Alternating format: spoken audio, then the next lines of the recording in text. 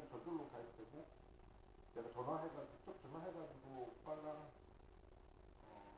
내 이름에서 지워달라고 지워주지도 않더라.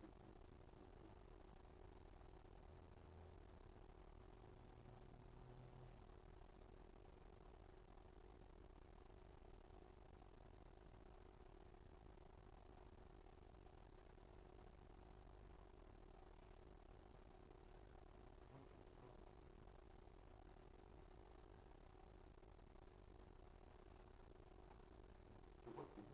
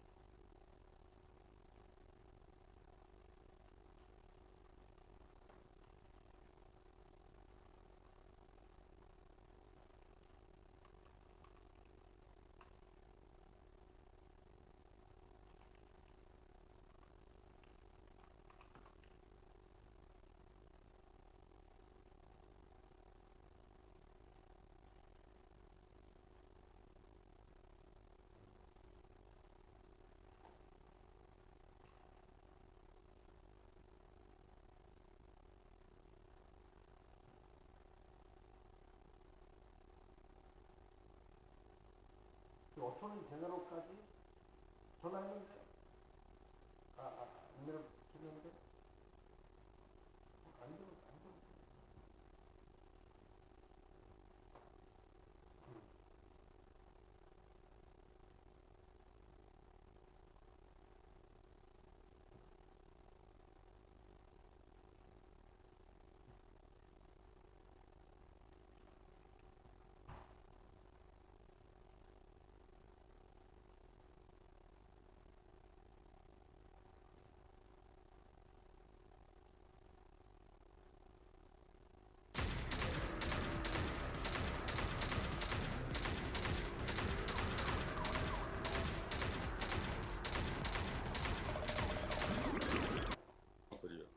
국민의힘이 반대에 나선 건 산업은행의 부산 이전이 선행되어야 한다는 것, 또 이 대통령이 재판을 받겠다는 약속을 하라는 결의안을 먼저 통과시켜야 한다는 이유였습니다.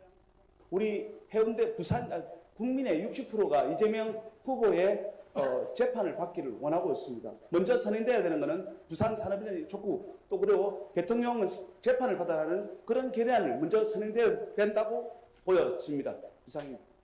박 의원의 발언 직후 구의회 의원들은 기립 방식의 찬반 투표를 했는데 결과는 찬성 9표, 반대 10표로 부결이었습니다. 국민의힘 구의원들이 주로 반대한 것으로 알려졌습니다.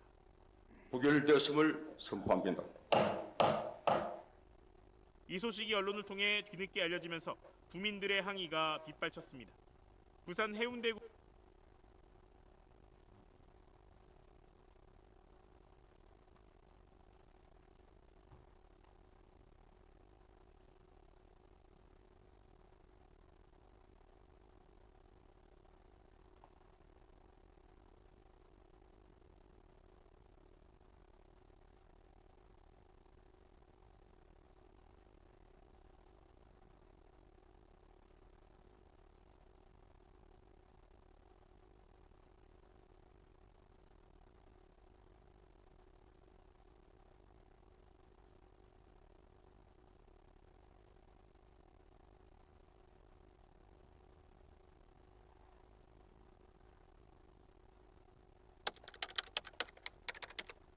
What are common mental health challenges for children in immigrant households?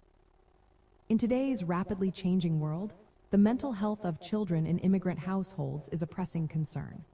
Recent discussions highlight the unique challenges these children face, particularly in Asian American families. Many parents are searching for ways to support their children amid these difficulties. So, what are the common mental health challenges for children in immigrant households? One major issue is anxiety and fear stemming from immigration enforcement. Ongoing raids and deportations create a climate of uncertainty. Children may feel stressed and anxious, especially when family members are at risk of detention. Another challenge is the limited access to mental health resources. Many immigrant children depend on school-based services, which may not be available during breaks like summer. This gap can worsen their mental health conditions when they need support the most. Cultural and language barriers also play a significant role. Children often navigate between their family's cultural expectations and the broader American culture. This can lead to identity conflicts and added stress. Language differences may further restrict access to necessary mental health care. Social isolation and discrimination are additional factors. Many children experience bullying or marginalization based on their immigrant status or ethnicity. These experiences can lead to feelings of isolation, depression,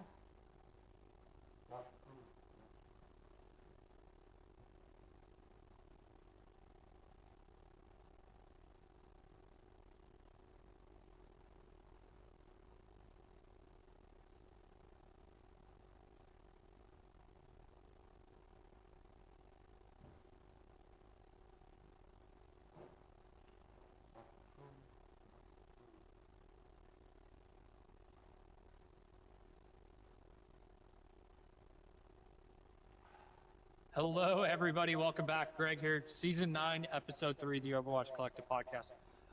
Special one today. I have two of my buddies, one to my left and one to my right. We are currently on active duty orders right now. We're in the East Coast. Figured we'd hop on here and do a quick podcast just to kind of have some fun, crack some beers. Today is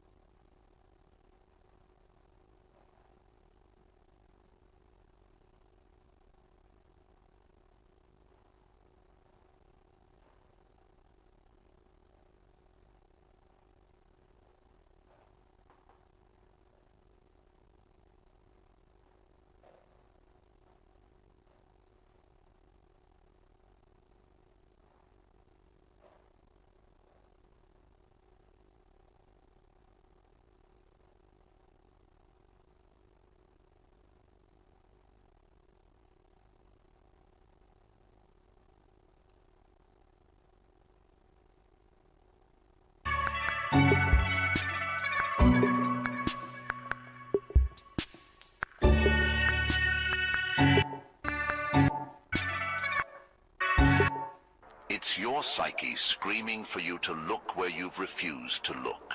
The pain you feel isn't punishment. It's a message. Every person you hate, every situation you repeat, every emotion you suppress, that's not random. That's the shadow. Carl Jung said, "Until you make the unconscious conscious, it will direct your life, and you will call it fate." That quote should shake you, because it means your suffering isn't just some cosmic mistake. It's a mirror, a reflection of what you haven't integrated yet, the parts of you you've abandoned, the stories you inherited and never questioned you suppressed. We don't just suffer.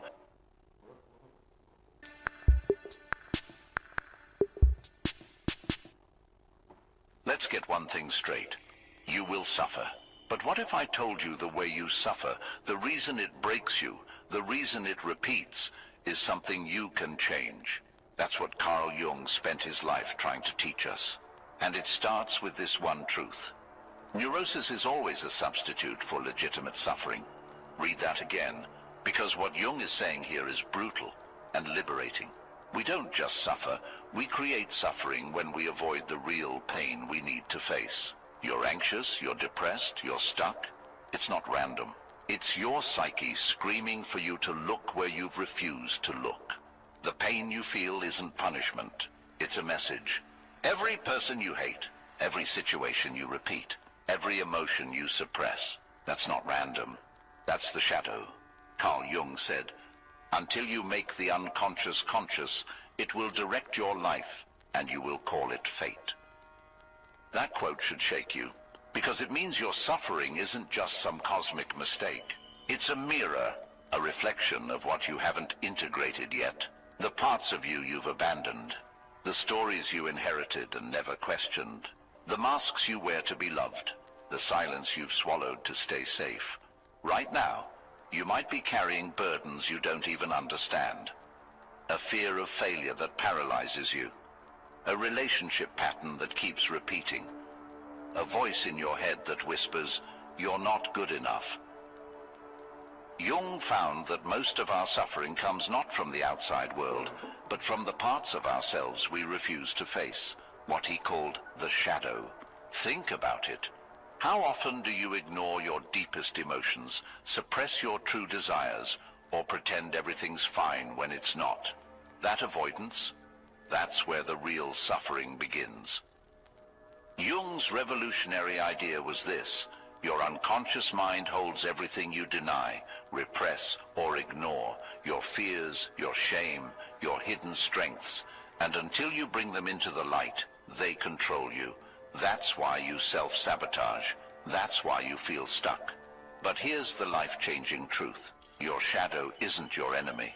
It's your teacher. If you've ever felt like you're constantly circling the same problems, same arguments, same emotional patterns, same inner emptiness, there's a reason. It's not because you're weak. It's because you've been trained by culture, by family, by fear, to avoid discomfort at all costs. But what Carl Jung understood is this: the avoidance of discomfort is the birthplace of suffering. People will do anything, no matter how absurd, to avoid facing their own souls. Let that hit, because that's not just about others, that's about us. You, me, all of us. We'd rather stay busy, distracted, endlessly scrolling, binge-watching, achieving, pleasing, than sit quietly with what's actually happening inside. Why? Because silence reveals things. It reveals that we're lonely. It reveals that we're angry. It reveals that we've compromised who we are just to feel accepted. And it reveals that, deep down, we don't feel safe in our own skin. So we run, we self-soothe, we overthink. But the soul doesn't forget. Everything you refuse to deal with goes underground, and Jung warned us, it doesn't stay quiet. That repressed energy becomes the shadow. And the shadow doesn't just show up in nightmares or breakdowns. It shows up in everyday life. It shows up in passive-aggressive comments, in irrational overreactions, in unexplained anxiety, in our attraction to people who reflect our wounds, in our inability to sit still, be honest, or feel at peace even when nothing's wrong. That's the cost of comfort. It buys you temporary numbness at the price of long-term clarity. But here's where the shift happens. Jung spoke of a concept called holding the tension of the opposites. It means this: instead of collapsing into extremes, overreacting or withdrawing, repressing or exploding, you hold the discomfort. You don't escape. You don't act out. You stay with it. That tension between who you were and who you're becoming, between what you want and what you fear, is sacred ground. It's where real transformation begins. But it's not pretty. It's not spiritual fireworks. It's awkward conversations, ugly cries, brutal self-honesty, sitting in silence without distractions. And most people will do anything to avoid that. But those who face it, those who sit in the fire and don't flinch, become unshakable. Why? Because the person who has learned to sit with their darkness no longer fears it. And the moment you stop fearing your darkness, you stop being controlled by it. You don't have to pretend anymore. You don't have to explain yourself to people who don't understand. You stop negotiating your worth with every new relationship, every social situation, every disappointment. Because you've met yourself truly, deeply, and nothing is more powerful than that. Not because your pain isn't valid, not because what happened to you doesn't matter, but because the way you carry it, the way you interpret it, is what's actually keeping you trapped. Let me be clear. You're not suffering because of what they did. You're suffering because you never rewired how you processed it. Most people don't live in the present. They live in a loop, replaying old conversations, reliving betrayals, arguing with ghosts, defending themselves in imaginations. And then they wonder why they feel drained, why they wake up anxious, why nothing ever feels enough. It's because the pain you carry has become your identity, and until you challenge that, until you break that story, you'll keep bleeding from wounds that don't even exist anymore.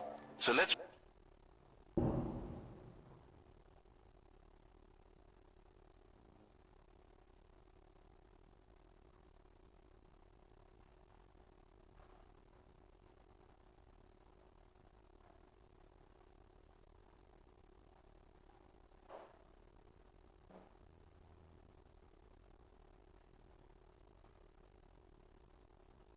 Hello, advanced social psychology students. My name is Mary DeZindelet, and the purpose of this short video is to just introduce myself so you know a little bit about who will be teaching your advanced social psychology course this semester. So as I said, my name is Mary DeZindelet. I got my undergraduate degree with a major in psychology and a minor in women's studies from Skidmore College in upstate New York in 1984. And then I got a master's in applied statistics from Louisiana State University in 1987. And then I got my PhD from the University of Texas at Arlington, which is in the Dallas area, in 1992. And for my PhD, my main area was experimental psychology, and within experimental, my main area was social psychology, so the course, Advanced Social Psych, and my minor area was human cognition. So I love social psychology. Within social psychology, my area was groups and group performance. Specifically, my dissertation was on group creativity, brainstorming, how you could get groups to be more creative and innovative and work together better. And so I have been teaching at Cameron University. Well, for many, many years. I started full-time in 1993 in the Department of Psychology. I chaired the department for almost a decade, and I retired in May of 2024. And so now I'm an adjunct faculty member teaching one course every semester. And of course, social psychology is my favorite course to teach because this is my area. I love it. Before I was chair and when I was at Cameron, we had a grant with